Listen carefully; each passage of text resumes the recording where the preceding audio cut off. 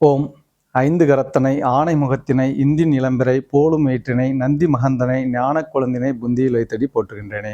ஓம் செங்கேல் எடுத்த சினவடி வேலும் திருமுகம் பங்கே நிறைத்தனர் பன்னிருதோளும் பதுமமலர் கொங்கே தரளம் சுரியும் செங்கோடை குமரனென எங்கே நினைப்பினும் அங்கே என் முன் வந்து எதிர் நிற்பனே. ஆலய தீபம் சேனல் வழியாக அனைவரையும் சந்திப்பதில் பெரும் மகிழ்ச்சி அடைகிறேன். நான் தருமபுரி ஜோதிடர் பாலாஜி. நட்சத்திரத்தின் வரிசையில் நட்சத்திரங்களுடைய வரிசையில் இன்று நாம் காண இருப்பது அஸ்வினி நட்சத்திரம். 27 நட்சத்திரங்கள் இருக்கிறது. அதில் முதல் நட்சத்திரமாக வருவது அஸ்வினி நட்சத்திரம். அஸ்வினி நட்சத்திரத்துடைய குணாதிசயங்கள், பண்புகள், அவர்களுடைய வேலை, தொழில், உடல் ஆரோக்கியம், இந்த மாதிரியான அனைத்து விஷயங்களும் பார்க்கலாம். எப்பவுமே ஒவ்வொரு மனிதருக்கும் வந்துட்டு கர்மா என்ற ஒரு விஷயம் உண்டு. கர்மா இல்லை என்றால் பிறப்பு இல்லை. அதாவது ஒவ்வொருத்தருமே வந்துட்டு இப்போ சித்தர்கள் எல்லாம் பார்த்தீங்கன்னா மலைகள், காடுகள், குகைகள் வந்து அமைதியாக தியானம் செய்து இறந்துடுவாங்க. அவங்க வந்து நல்லதும் செய்ய மாட்டாங்க, ஏதாவது ஒரு தவறான விஷயமும் செய்ய மாட்டாங்க. ஏன்னா ஏதாவது ஒரு நல்லது செய்யறோம்னா அந்த நல்லதை அனுபவிப்பதற்காக இன்னொரு பிறப்பு அவர்கள் எடுப்பார்கள். அப்போ அவர்கள் வேண்டுவது வந்து பிறவா நிலை, முக்தி நிலை என்கிற ஒரு அமைப்பு.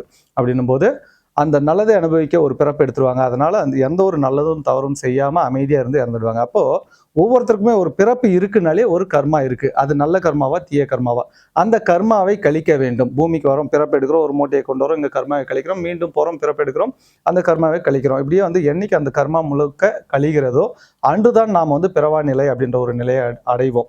அப்ப அந்த கர்மாவை எப்படி கழிப்பது? நான் வந்து ஒரு அன்னதானம் செய்யணுமா, கண்ணுதானம் செய்யணுமா, ரத்த தானம் செய்யணுமா, அதெல்லாம் கிடையாது. ஒவ்வொருவரும் அவர்கள் செய்யும் தொழில் மூலமாகவே அவர்களுடைய கர்மாவை கழிக்க வேண்டும். அப்படின்னும் போது கர்மம் என்றால் தொழில், கர்மா என்றால் அவர்கள் செய்த பாவ புண்ணிய கர்மாக்கள் அப்படின்னு பேரு. அப்போ தொழில் என்பதுதான் ரொம்ப ரொம்ப ஒரு முக்கியமான விஷயம். அப்படி பார்க்கும்போது அஸ்வினி நட்சத்திரம் ஒரு குடும்பத்தில் வந்துட்டு ஒரு குழந்தை அஸ்வினி நட்சத்திரத்தில் பிறந்தால் 2 விஷயம் பார்க்க வேண்டும். ஒன்று, அவர்களுக்கு குலதெய்வ அருள் இருக்காது. அஸ்வினி நட்சத்திரத்தில் ஒரு குழந்தை பிறந்தாலே அந்த இடத்துல குலதெய்வ அருள் இருக்காது. அப்போ முதல்ல வந்து அவர்கள் குலதெய்வத்தை ஃபர்ஸ்ட் என்னன்றது கண்டுபிடிக்கணும். ஒன்று, அதாவது முருகரை வழிபடுறாங்க, திருவண்ணாமலை சிவன் குலதெய்வம்னுவாங்க, திருப்பதி வெங்கடாஜலபதி குலதெய்வம்னுவாங்க. அப்போ குலதெய்வத்தை மாற்றி கொண்டுறாங்க. குலதெய்வம் வந்து தெரியாதவர்கள்னு பேரு. அப்போ அஸ்வினி நட்சத்திரத்தில் ஒரு குடும்பத்தில் ஒரு குழந்தை பிறந்தால் அவர்கள் முதலில் கண்டுபிடிக்க வேண்டியது வந்து குலதெய்வத்தை. குலதெய்வம் என்பது எப்பவுமே வந்துட்டு மனிதர்களுடைய பெயர்களாக இருக்கும். நான் வந்து அதாவது முருகர் தான் எனக்கு குலதெய்வம்னு சொல்லுவாங்க. அது தெரியாமல் வழிபட்டு இருக்கான்றது அர்த்தம். எப்பவுமே வேடியப்பன், ஆண் தெய்வமாக இருந்தால் வேடியப்பன், கன்னியப்பன், பச்சையப்பன், சாக்கப்பன், ராக்கப்பன், இந்த மாதிரி எல்லாம் வந்து மனிதர்களோட பேராக வரும். பெண் தெய்வமாக இருந்தால் வேடியம்மா, கன்னியம்மா, பச்சையம்மா, சாக்கியம்மா, சில்லியம்மா, இந்த மாதிரி. அப்போ முதலில் வந்து குலதெய்வத்தை கண்டுபிடிக்க வேண்டும். அஸ்வினி நட்சத்திரம் ஒரு குடும்பத்தில் ஜனித்தால். 2வது விஷயம், இங்கே அரசு, அரசியல், மருத்துவம் அப்படின்ற ஒரு விஷயம் வந்துடும். இந்த குடும்பத்தில் வந்துட்டு அரசாங்க வேலை கொண்டவர்கள், அந்த குடும்பம் என்பது அப்பா அம்மா, அந்த குழந்தையுடைய அப்பா அம்மா, அப்பா கூட பிறந்தவங்க அப்பா பெத்தாத்தா பாட்டி, அம்மா கூட பிறந்தவங்க அம்மா பெத்தாத்தா பாட்டி, இதுதான் அந்த குடும்பத்து அந்த குழந்தையுடைய குடும்பம்.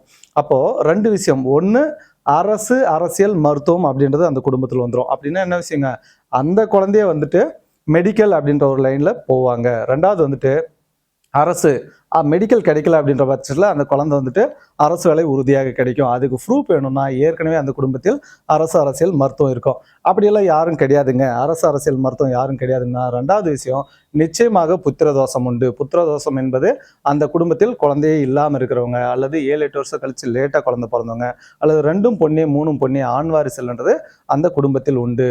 வேண்டுதல் வச்சு பையன் பிறக்கிறது, தத்து புத்திர யோகம், இந்த மாதிரியான விஷயங்கள் இருக்கும். அப்போ இது இருக்குதுன்ற பட்சத்தில் அந்த குழந்தைய வந்து மெடிக்கல் லைன்லையும் அந்த குடும்பத்தை சேர்ந்தவர்கள் அரசு லைன்லையும் இருப்பாங்க. இது உறுதியாக உண்டு.